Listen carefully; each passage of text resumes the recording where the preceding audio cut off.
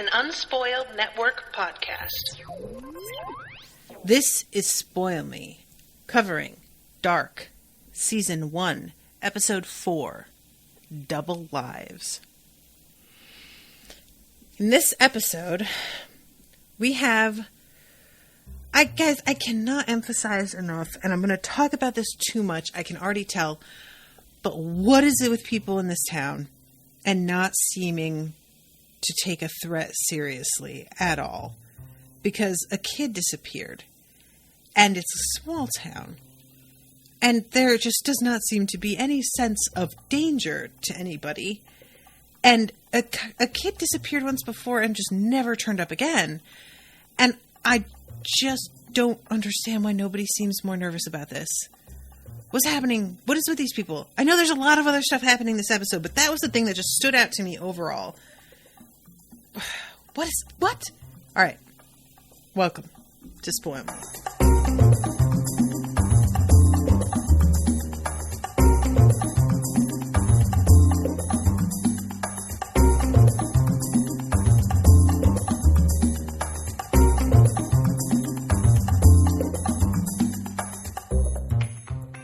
Welcome to the show, everybody. I am Natasha. Many thanks to Jill for commissioning this episode. Jill, girl, I don't know what to think. So I'm going to double check right now on when the next episode is. Okay, so we got one on Tuesday the 23rd, and then I think there's a bit of a break. But I am going to die having to wait after the next one to watch another. I don't know what I'm going to do. It's going to be terrible. Guys, I have had some problems with different things in the episodes, and they can be sort of chalked up to this is a small town, people don't really know what they're doing. Like the fact that they just let Ulrich get in there and paw around in a crime scene, that there was a dude standing on a ridge in full view of everybody, a dude who looks very suspicious and is not known in town. And they were all supposedly on a search and yet did not notice the guy.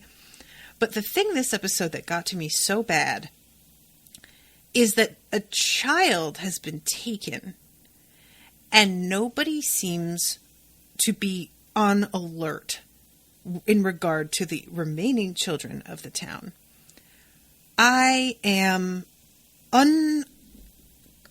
do not understand. I am uncomprehending of why these parents would ever, like, there's the one little boy at the end who's walking to school by himself, and he's like mad about how his mother acted like he was too young to walk to school alone. But also, kid got taken, and you know, like, even if the kid is mad at his mom, she still is his mom and could drive him to school or make somebody go with him and not allow him to walk out on his own. We have this scene with Elizabeth, who is the deaf younger sister of, what is her name? I've forgotten her name already. But she is waiting for her parents to come pick her up. And nobody is out there with the kids waiting to get picked up. There is nobody supervising. And I understand, like, you know, if you're at a school like a high school, and if you are under normal circumstances, her name is Elizabeth, then what's the younger sister's name? Shit. I got them mixed up. Sorry guys, Jill is in the chat here. Not the Jill that commissioned the episode, Jill Goth. But yeah, I just don't really understand when you are dealing with the first 36 hours after a kid being taken, how they don't have high alert going on with teachers standing outside to make sure kids are picked up. Once her father gets there and one of the teachers is like, well, everybody's gone. The parents were supposed to have been notified. And I'm like, well, obviously they fucking weren't. What's-her-face has her cell phone on her for the whole episode. It goes off like 11 times. You could have gotten in touch with her. And he is by his phone because she manages to call him no problem. So what are you doing, y'all? You just let school out early and just fucking sent those kids out there. And there's nobody keeping an eye on any of them after this shit happened just like 2 days ago. What is wrong with you? I don't understand it at all.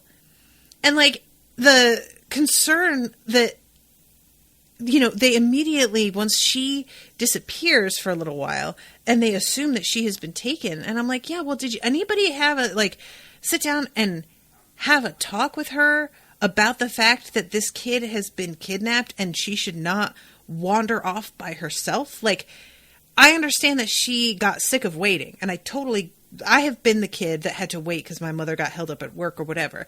I really get that. But I don't get the sense that anybody has tried to impress upon her the danger at this moment. And it sure doesn't feel like the school is all that concerned.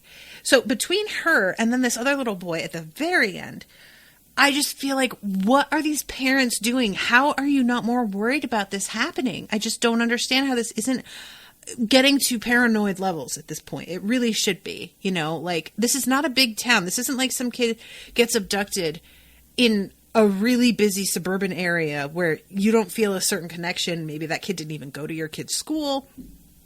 This is a kid stolen from parents who work with parents that are also worried about should be more worried about they have a direct connection to somebody who lost their child. You would just think that this would make so much more of an impression. I just don't understand. So I know that's not the point of this episode, and I should not get so fixated on it. But things like that bother me because I am very into analyzing character motivations and why people are doing things the way that they're doing.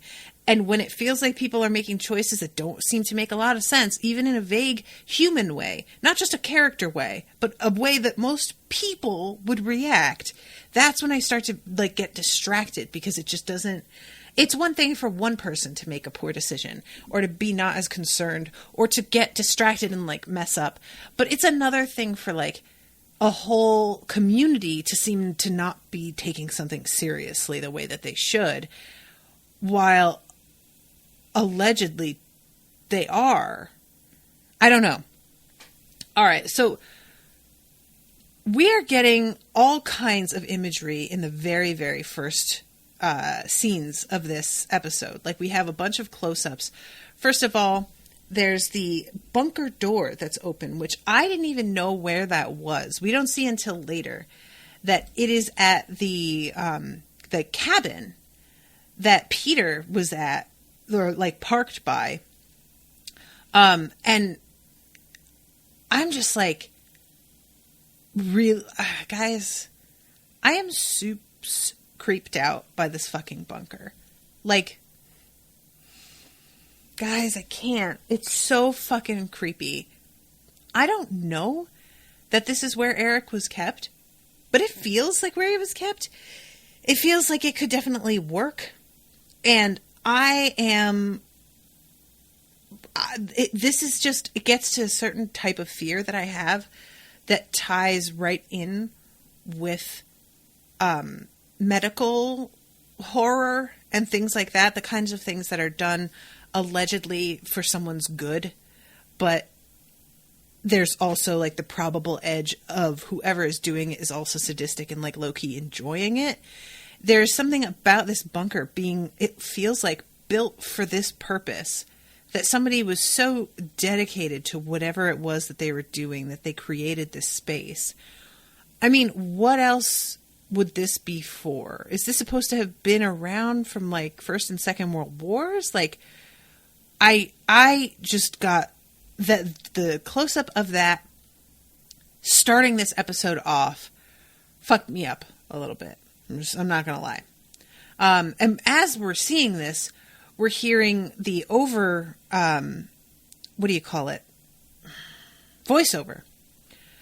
of somebody talking about black holes and where do they lead and how does this all work.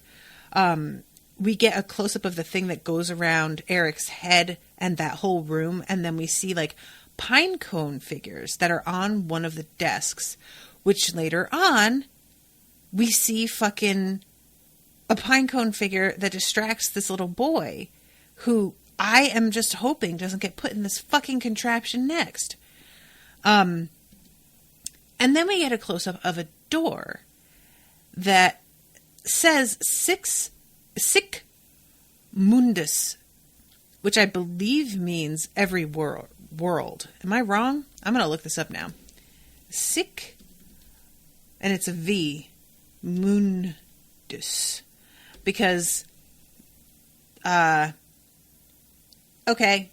everything is dark spoilers. I didn't get spoiled, but I definitely saw dark referenced in like 1,000 of those results. So I am just going to click away and not get spoiled. Woo, that was a close one. But we get that close-up of this like interlocking sort of Celtic knot, which is also in a line drawing that's on the wall in what I think is the Jonas's house. What is Jonas's last name? I think it's supposed to be on the wall in his house. Nielsen, right? Yeah. No, Conwald. That's right. Nielsen is the last name of Ulrich and his wife. But then we go to the stranger who has his back to us, the guy who is staying at the hotel, I think. And he has that whole image tattooed on his back. So this can't be that stranger because we saw his back before and he had like weird lash marks. So this has to be somebody else. Ugh. And then we get a close-up of the kid's face, which, guys, can we just never see that again? I hate it so much. Do space and time also vanish in black holes, or would space and time be tied together and be part of an endless cycle? So we see somebody making more of these little figurines of pine cones and a whole shelf covered with them. And I am trying to think who could be doing something like that and it not be noticed. It has to be somebody either working completely alone or who has like a secret area. So like, of course I thought about what about Peter in the cabin? But I feel like if these figures had been sitting around in the cabin, even though they would not mean anything to Charlotte yet. I feel like the camera would have shown the inside of the cabin because it doesn't, right? When she eventually catches up to him or catches up to the cabin and like figures out something was there, the camera stays outside and watches her go in and sort of just wander around. She isn't even ever out of sight of the doorway, the open door. And it's giving us almost a suggestion that the camera or whoever is behind it is simply waiting for her to fucking figure out that that's not where she needs to go. She needs to go to the bunker. So I feel like that's probably not happening at the cabin, even though I associate pine cones with cabins like that. And then at one point we see Helge and he is saying to himself, tick-tock. And as he says it, the camera goes in back of a figure that is standing in the cave entrance that I don't know, because there is a moment later where I for sure thought that we were going to be seeing somebody associated with the cave again. But then the camera turns and it's Ulrich, who just happens to be wearing like a rain slicker with a hood very similar to whoever this person is. So in that moment, I'm not sure if that's supposed to be, because like last time we saw Ulrich, he was collapsed outside the cave crying because he felt like he was so close to finding his son and just missed. So there was a part of me that immediately reacted and thinking like, oh, here's the dangerous culprit who was dragging Eric's body through the woods. But then I stopped and I was like, or maybe that's Ulrich and he just like kind of stayed there overnight, which I wouldn't be too shocked if he wound up just like collapsing there and sort of falling asleep in the hopes that something would happen while he was there, or that he would hear something and it would wake him up, or you know what I mean? So I'm not sure, but we go to, so the woods around this place, and I know I've said this already, but guys, the woods here are real creepy.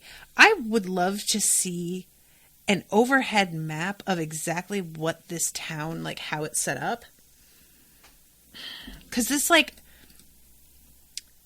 you know, there's these trails, these like, and when I say trails, it sounds like hiking trails. There are rutted roads that people clearly drive on. Roads is very loose. through the woods that the kids follow to get to school and stuff. But I don't really have a good sense of, does the woods do they just jut out between the residential area and the area where the school is? Like, I'm just really not entirely clear on how this town is set up. But anyway, we have the name of this episode is Double Lives, and the first moment of the actual episode after, because that was all a cold open with that monologue and the focusing in on different elements of things that we've seen or not seen.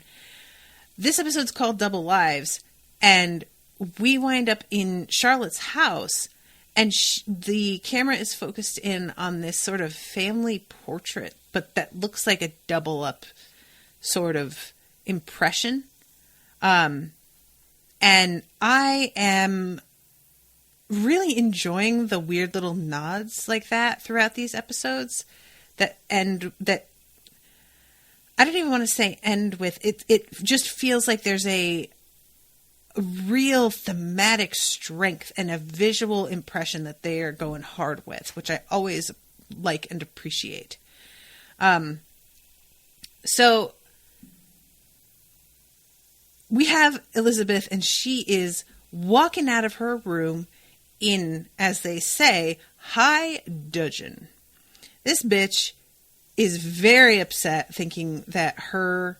oh no, see, that is Elizabeth, right? Because she's Francisca. The little girl, the deaf girl, is Elizabeth. And Francisca's the older sister, right? Guys, there's a lot of people keep track of them, I'm just saying. But she thinks that her little sister stole her red lipstick. And she goes into the room and like furiously is signing at her.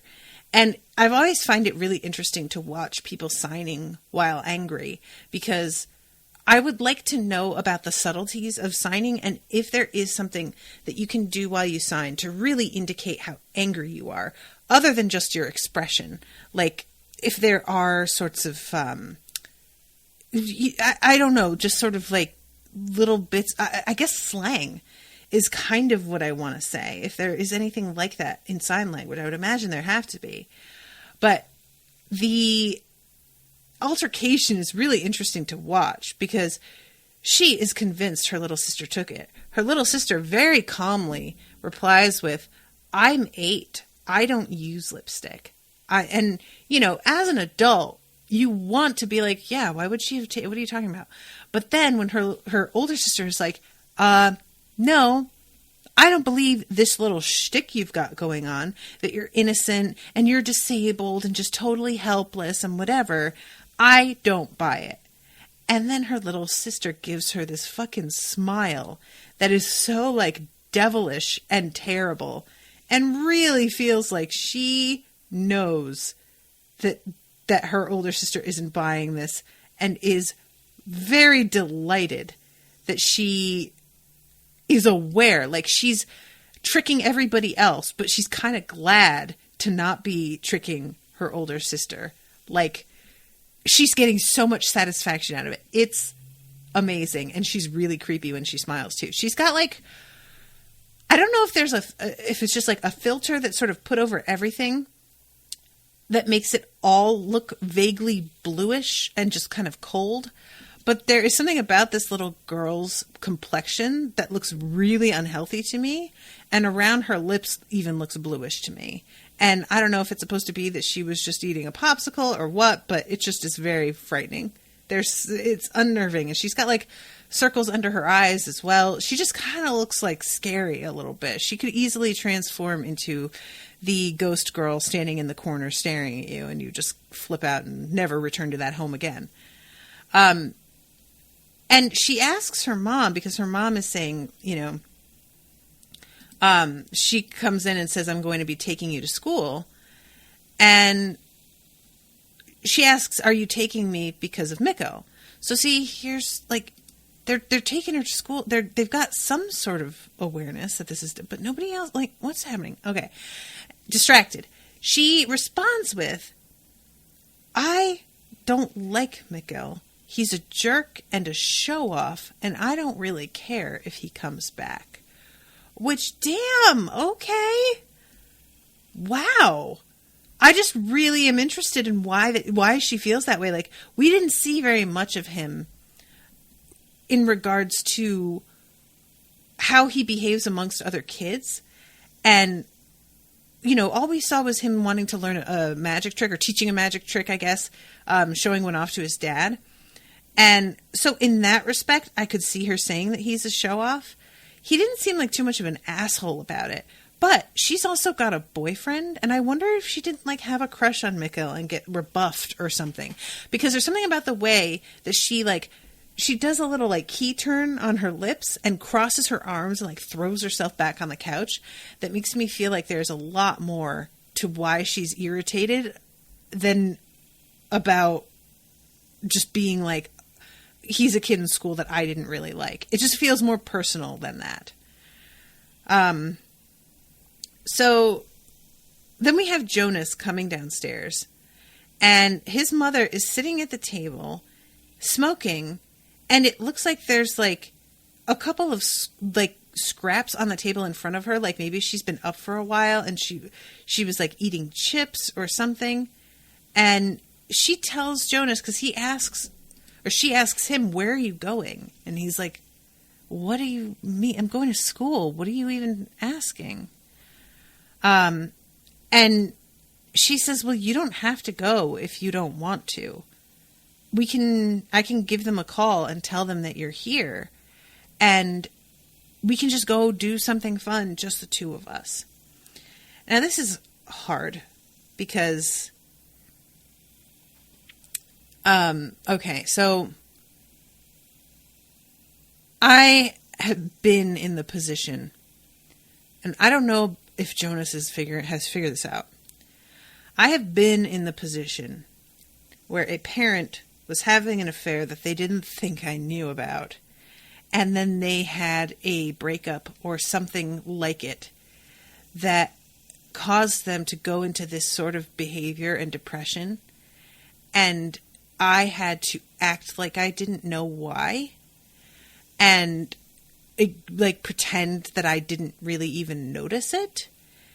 And I can't tell if Jonas knows what's going on here and has kind of figured it out, or if he is just baffled by his mother's attitude. I genuinely don't know enough about Jonas. He is just weird enough about everything and closed off enough, and we don't see that much of him, that I don't really get a good sense of him as a character yet. And there's something about the way that he looks at her that makes me think that he kind of knows something is up.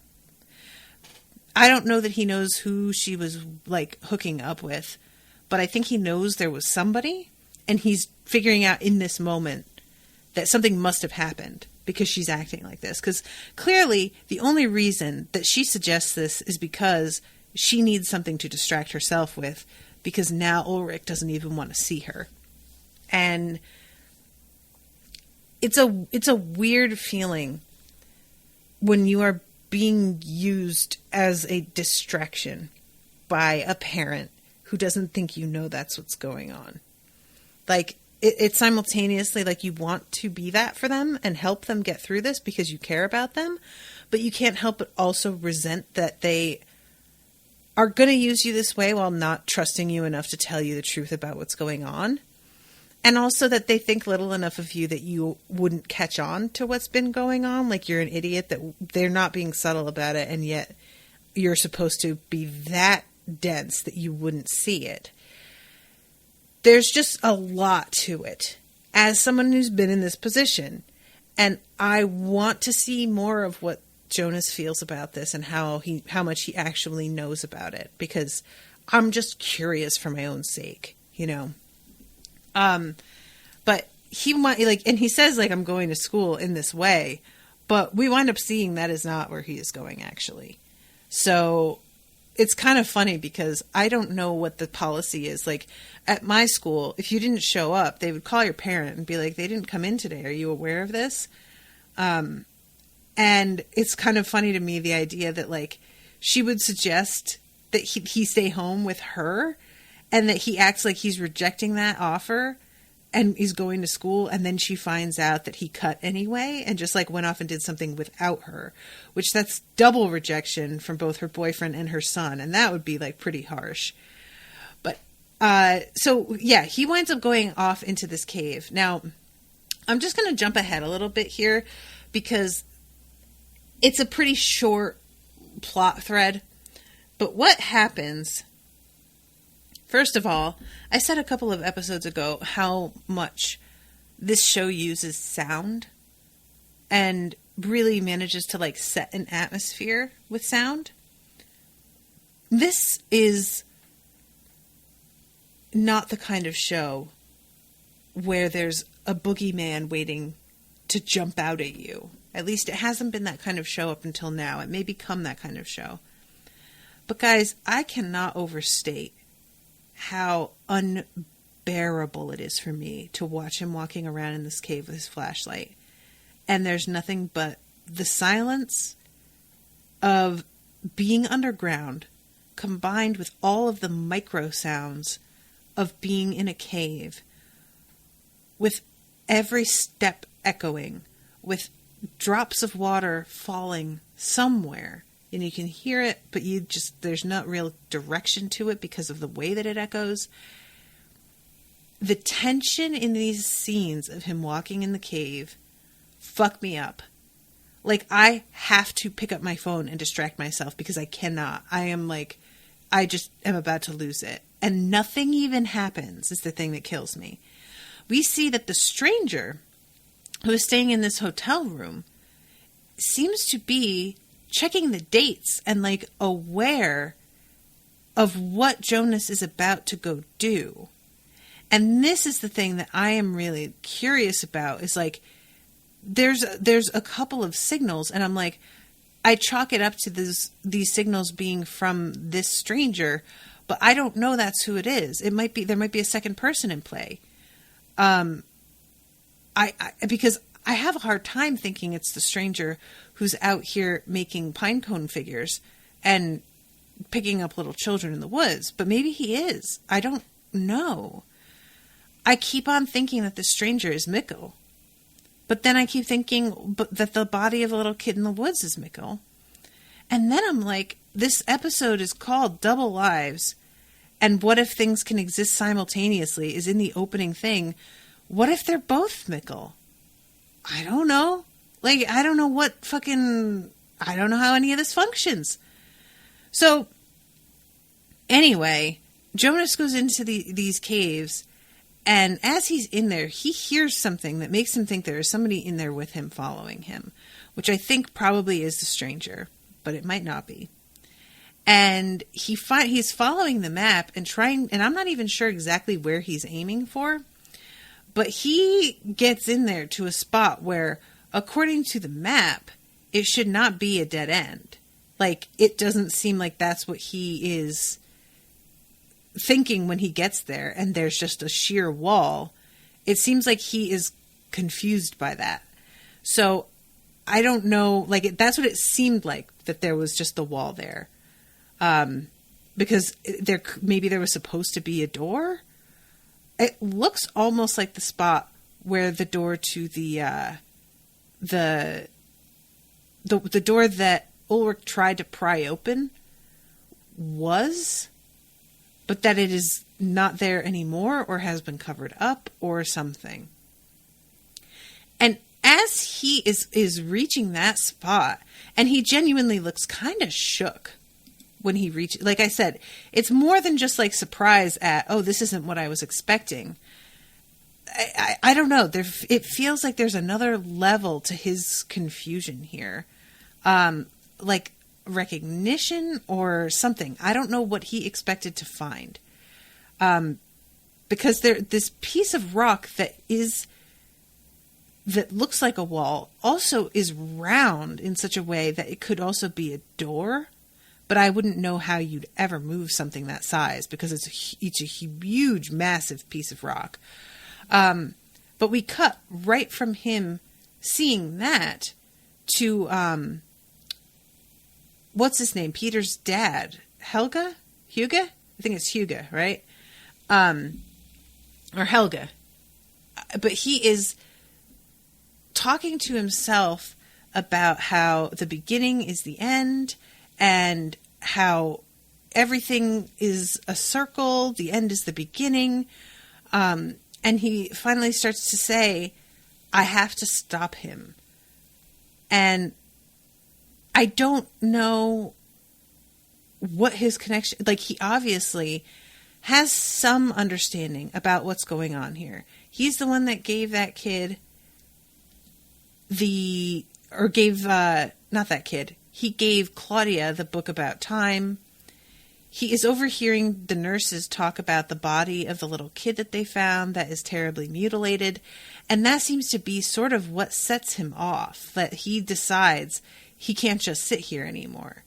And he walks out and starts to kind of like cause a little bit of a ruckus, but not speaking clearly. He's trying to head to somebody specific, but it doesn't feel like he even knows what he's talking about. They run into him on the road, and it had been raining, and he's just out there in his pajamas in the rain.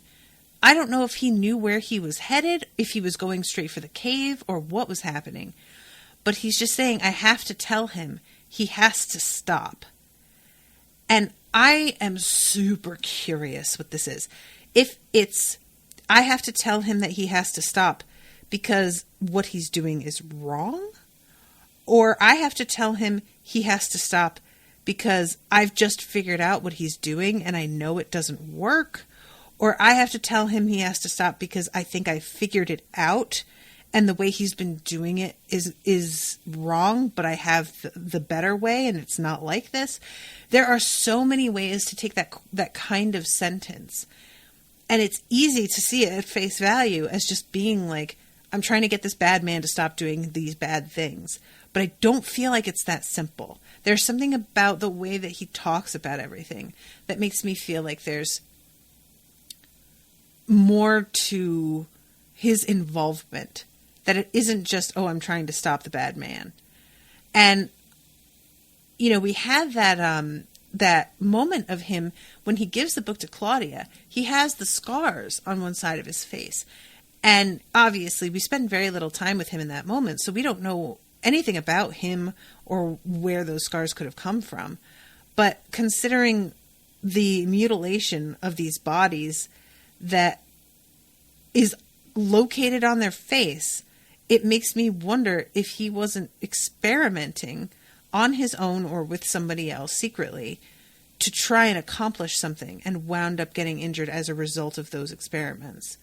But yeah, I don't know.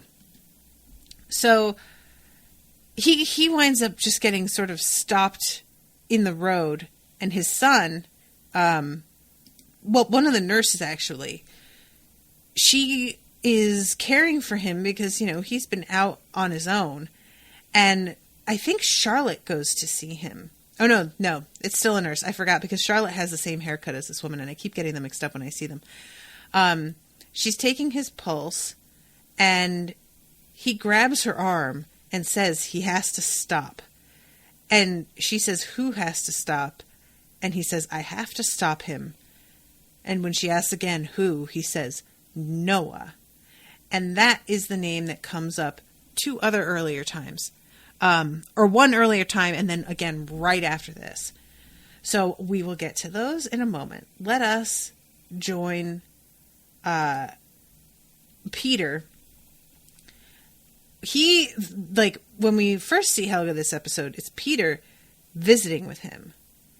And there is a moment there where Helga looks at his son and holds his hand up next to his face and tells him, don't be sad, in this way that feels like he knows what his son is sad about. And I'm really wondering about because obviously Peter has a secret, and I feel like the show wants us to think that he's like the one responsible for these experiments. I don't believe that's the case at all, but I think that he might think he is. I think that he is worried that he did something by accident that hurt somebody, or that, like, maybe there's just something totally unrelated that he did, but his father seems to be aware of the like internal turmoil that he's going through and puts his hand up next to his face and is just like, hey, everything is going to be okay. And Peter looks at him and gets really emotional. You see his lip trembling before the scene cuts away. So yeah, we have the little girl, I believe Elizabeth, being driven to school, and Charlotte stops the car and she goes and takes this, I think, SIM card or SD card or whatever it is, out of this video monitoring system that is meant to track wildlife movement, wildlife observation. And I have a couple of questions here.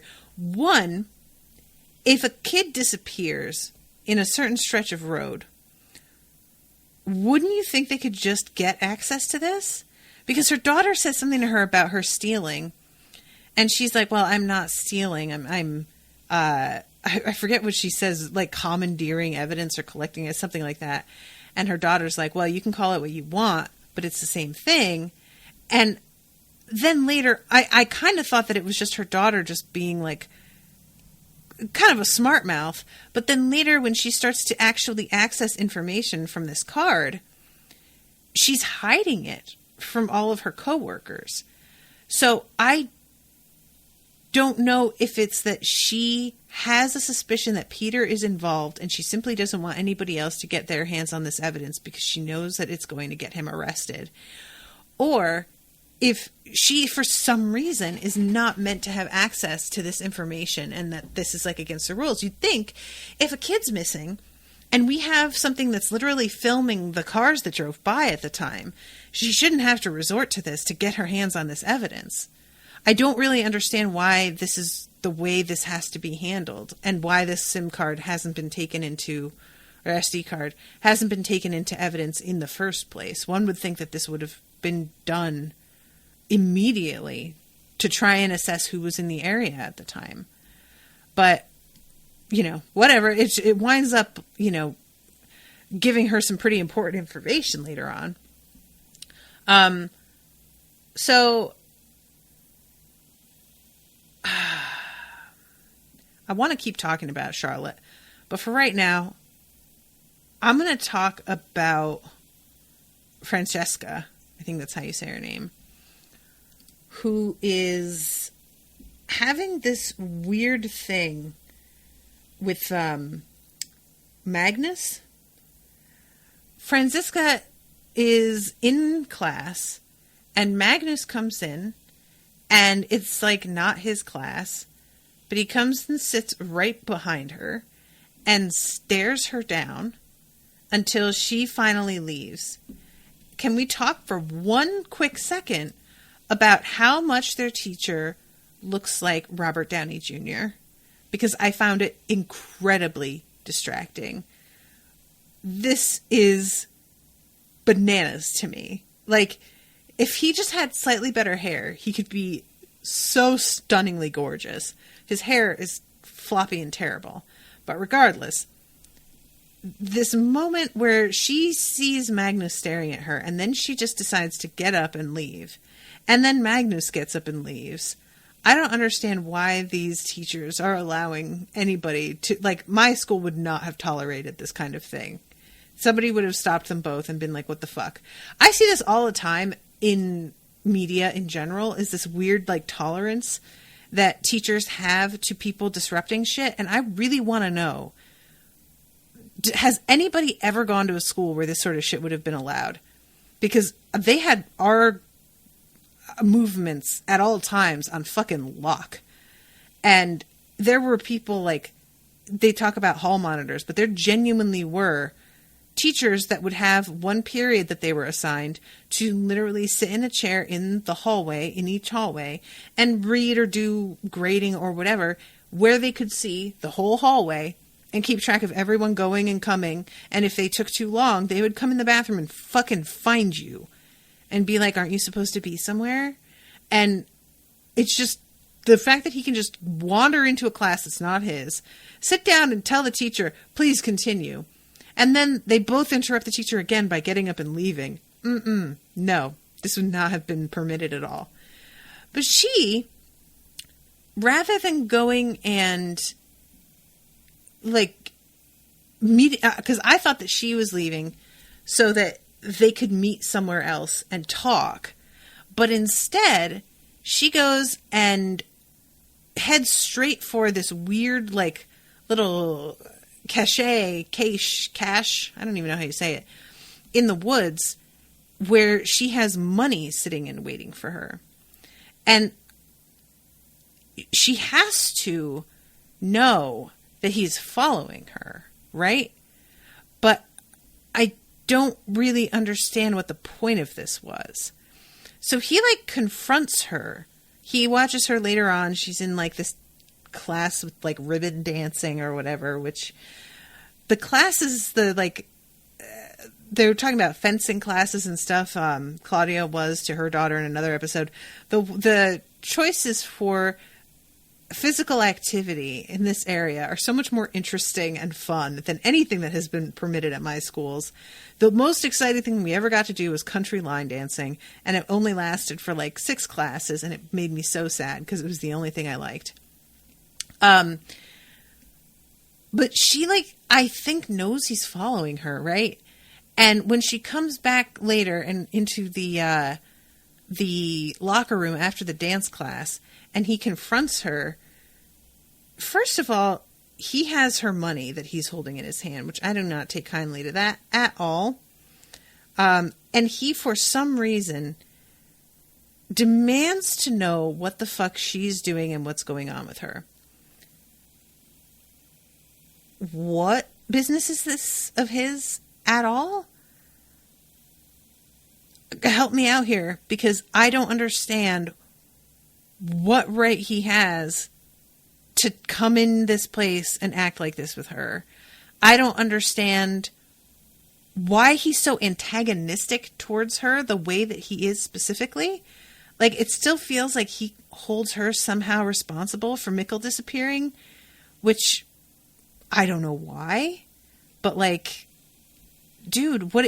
And then she tells him that she wants to get out of this bullshit town where everybody is super fake. And he's like, well, you're acting pretty fake yourself. Like, you're the straight A student, but then you're out here doing some weird shit where you're making money on the side and not telling anybody. And she basically, like, spits in his face about how her parents have been sleeping in separate bedrooms ever since they found out that her dad prefers dick, as she puts it.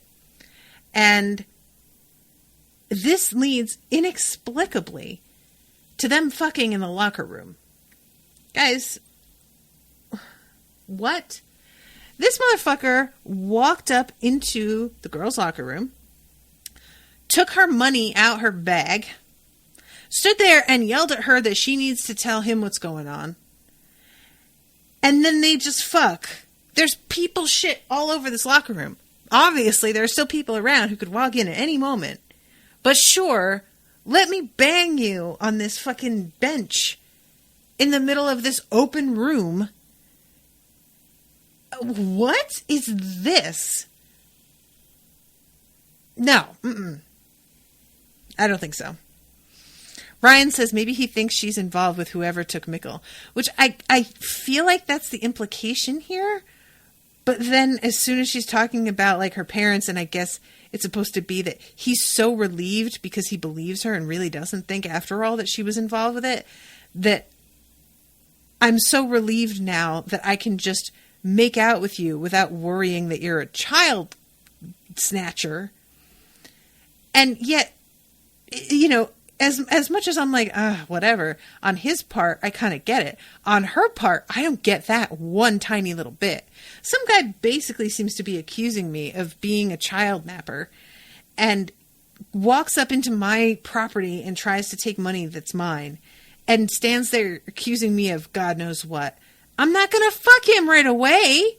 If she still likes this guy a couple days later, maybe, but I'm still mad about what the fuck he just did and acted all presumptuous. I do not like this at all. I don't care for this development. And the fact that they just fucked right out in the fucking... if it had been an empty locker room where it looked like everybody was gone for the day, that's one thing. But there was so many bags and jackets and shit around. Like, anybody could have come in at any moment. And I know, oh, that's what makes it exciting. No, shut up. It's high school. No. Mm-mm. No. Okay. So, that's what's going on with them in Too Long Didn't Read. I don't like it. We have Charlotte, who has brought one of the dead birds she found to the coroner, I guess, who is examining this bird to find out exactly what happened. And there are some flecks of white on the bird's feathers and wings. And later on, we find out that this is actually like a mutation that she has seen on many birds after Chernobyl, as if they had been affected by radiation. But this bird does not have unusual levels of radiation at all. And its eardrums are also burst, like the sheep had been 33 years ago, and like the little boy's body has been.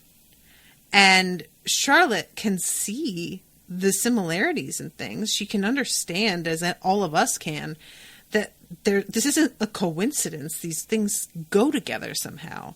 But she has no idea how. And, you know, I don't blame her. How could you know? So she goes to work, and this is when we see her. There's this one dude, I think she calls him Trond. He's got like an eye patch over one eye. Not like an eye patch, like a permanent one that you would wear all the time, but like a huge medical bandage with like gauze over one eye. And I don't know if I'm supposed to know exactly what happened to him, but it's got me kind of curious. I'm not going to lie. What happened to your face there, dude? But she asks him to try and match the information about this kid that disappeared with missing child cases from up to 15 years ago.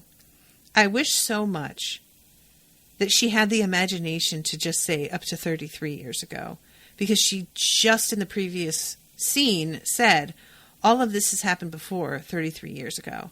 And I get it. The kid wouldn't have been born 33 years ago.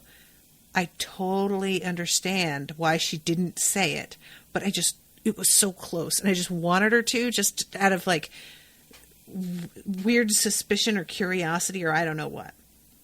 But in the end, this dude comes to her when she's in the middle of printing out this information that she really shouldn't have about who was driving around on that road at that time.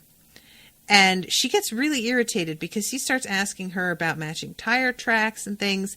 And obviously, she's like at the point where she's starting to realize that her husband might be involved. And so no, she doesn't want anybody else spearheading tire tracks and connecting her husband to this whole thing.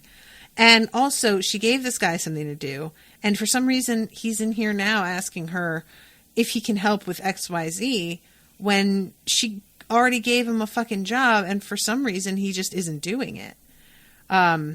He's being very like fucking, what's the word I want? Presumptuous. He's being a little bit impertinent. When the thing prints out, he like goes and grabs it and starts to look at it like she's the one who has to take it from. I feel like she doesn't realize how much her attitude is giving away that she's hiding something, because all of the reasons that she has for being as irritated with him as she is make total sense. But on his end, the reaction she's having looks out of proportion. And I wish that she could see that and kind of calm it down a little bit. But he's obviously not loving her ordering him around. And there is something about him behaving this way and Ulrich also behaving this way that makes me feel like people at this precinct don't really seem to respect her, or there's some sort of history there where she has fucked up before. Or it could just be that she's a woman and they don't like being ordered around by a woman. Could be that simple. But she looks at the printout, and the license plate on the car is the same as Peter's. So Peter, at that moment, is about to climb into the car with said license plate when he sees that the carpet in the driver's seat, the rug is covered in red soil. And this red soil was discovered on the boy, but was not anywhere on the scene. So they know that the body had to have been somewhere else and then moved. Peter freaks the fuck out when he sees this red soil. He pulls the rug out. He tries to shake it out. It gets soil on the car, which he rubs off. He's rubbing it with his hands to try and get it out, and then is looking at his hands and almost starts to break down crying. Whatever he's hiding, it feels like it's got to be hugely serious. I wonder if he isn't just having an affair with somebody and it's like a big deal. I just can't believe that he's involved with the disappearance of these kids because it feels too obvious the way the show is leading all of this up. But just having an affair doesn't feel right for the level of distress that he is showing us, you know? And she calls him and asks him, hey, you called me right after Mikkel disappeared and acted like you wanted to tell me something. What was that about? I forgot to ask. And tries to just give him an opportunity to unburden himself. He does not take it. He just tells her, I think I was just trying to tell you that I was going to be home late that night because I had a lot of paperwork to do. So again, she tries to be like, okay, so you were at the office all night. Is that what you're saying? Trying to give him a chance. But he doesn't take it. Yet again, he's like, yeah, yep, I was. She's like, you can hear her just taking a fucking deep breath in her mind. Just, God damn it. And when she finally lets it go and hangs up, he looks so relieved. And I'm just wanting desperately to not only know what happened, but I want him to tell her so that he doesn't have to keep feeling this way because it's stressing me out to watch him.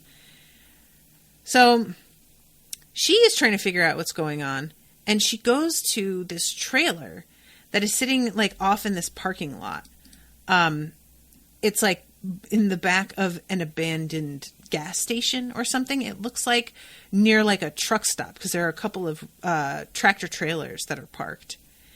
And there's a sign in the window that says welcome. And when she knocks on the door, there is, I don't know if this is a trans woman or just, a dude that's enjoying cross-dressing or what exactly this is.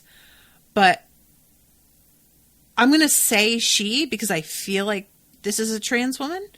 But she steps outside and gets a look on her face when she sees Charlotte and just feels like there's a moment of knowing that there is history here. And Charlotte asks whether or not her husband came to see her a couple of nights ago. And this woman, she's pulling out a cigarette and getting really belligerent, asks Charlotte, can I see your badge again?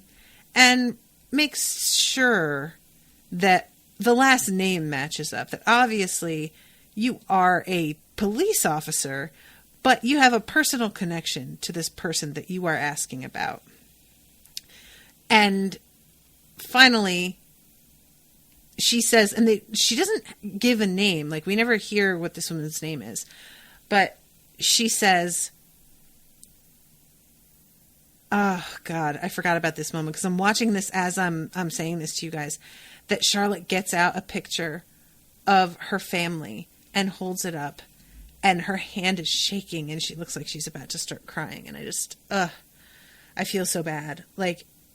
Charlotte is really good at not being emotional most of the time, so when it happens that she's starting to crack a little bit, it feels way harsher.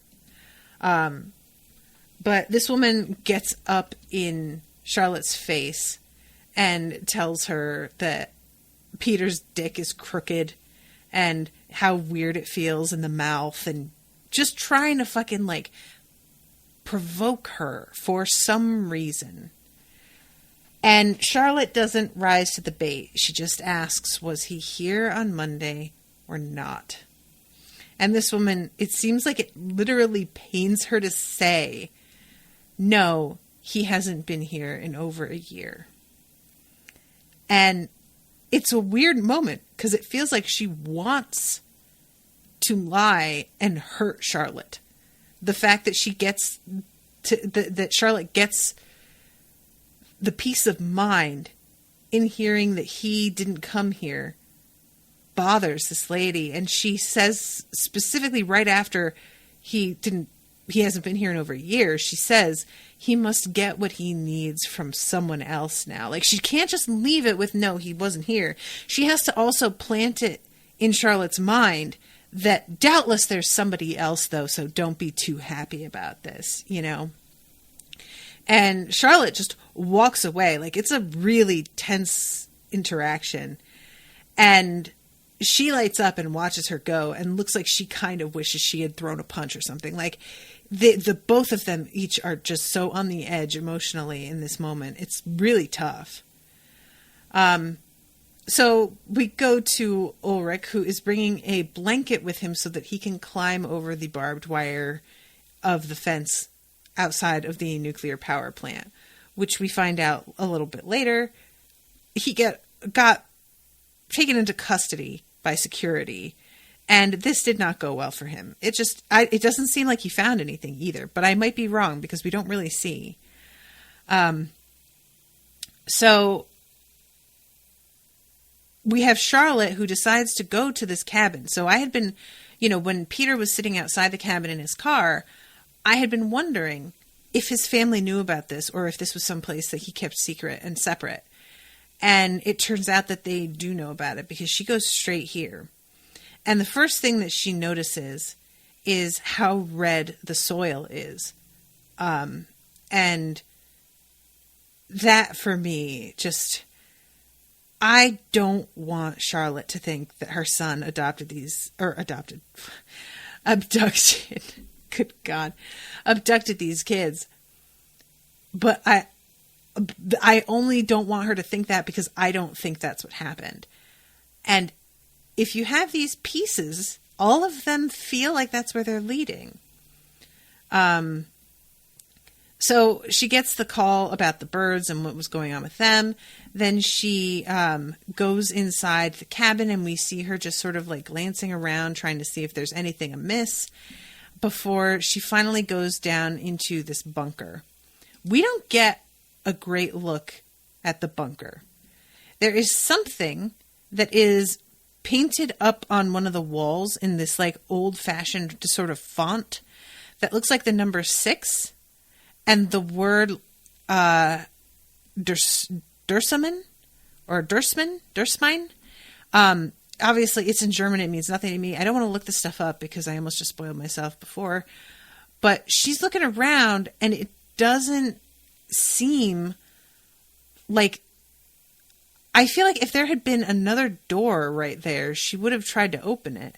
And she would have noticed... And yet she gets a call about how Ulrich tried to break into the nuclear power plant, and she immediately leaves. And I feel like if there had been any indicator to her that there was something more to look for here, that she would have done it. I'm running out of time here. There's so much to talk about. I'm sorry, you guys. So she calls Peter, asks him to go pick up their daughter. We know how all that goes because her daughter just decides to walk home alone. She comes across one of those Raider candy wrappers, which fucking are like a portent of doom at this point. And they both start to completely lose their shit that their daughter is missing. And it's kind of ironic because she goes missing right after a conversation that Charlotte has with Ulrich about how different it would be if it was her child that went missing and how differently she would feel. And now it has happened.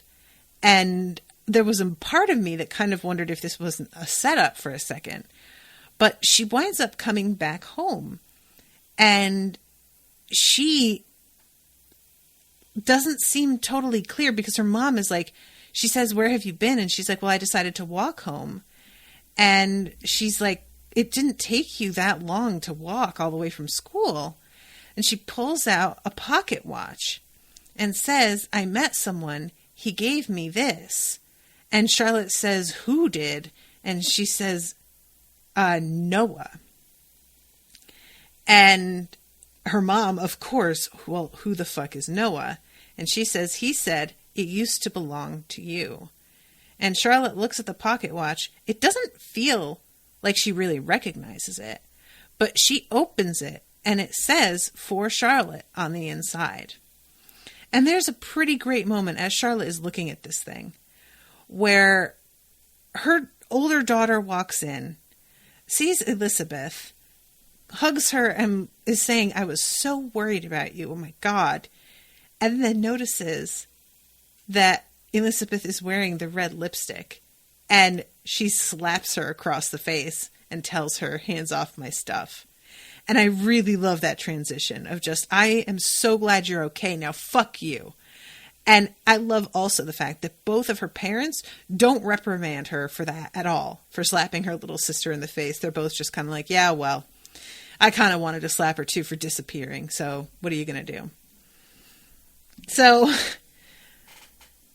Jonas, for his part, when he came back to his bicycle that he rode to the woods, there was a noose made out of red rope that was like around the handle of his bike. And then we see him asleep in bed, and this weirdo stranger is standing over him, watching him, and picks up the map and starts to write something on it. So it feels like he's trying to lead him somewhere. And then we see this little boy who's in the woods come across that little pine cone figure, and he's standing there looking at it when this dude walks up. And he is wearing the same fucking rain slicker that makes everybody look exactly like everybody else. And he says, "You must be Yasin. Noah sent me." And Yasin looks at him and looks a little bit like freaked out. But the way that he says "Noah sent me" makes me wonder if this kid knows what's going on or what. Like, that never even entered my mind. Guys, I don't know what to make of any of this so far. I don't know how many episodes there are per season. I actually should have checked that. And how many seasons there are so far. But like, there is a whole lot to parse through with this show. And I am so worried that I'm not doing this justice at all or helping you all keep track of it. So it looks like there's 10 episodes in season 1, and there's only 2 seasons. And it looks like there's 8 episodes in season 2, but I don't know if that's a finished season or not. I think this is all dropped at once, right? So, Jill's here. 10 episodes in season 1 and 2 in season 8. Okay. So I just I really wonder, with the rate that the show is going and adding new mysteries into everything, what could possibly be wrapped up by the end of the season, and how much is just going to be a long-running mystery, and how long they anticipate having to tell this story, because that also plays a part. If you think that you're going to have X amount of time to stretch things out, and then you don't get the time, you've got to sort of cram it all in. Or if you think that you only have such amount of time, and then you get given more and you have to add filler, that changes things as well.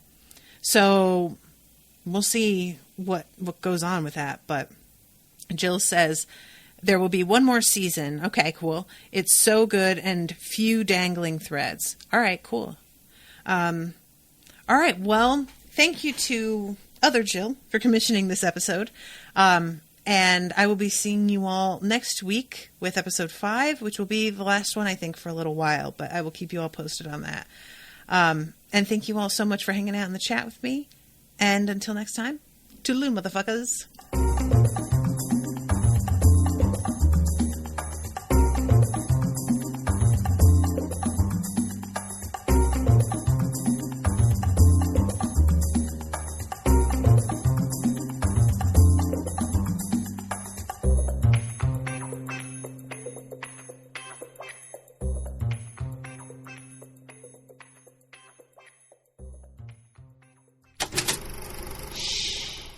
was an Unspoiled Network podcast.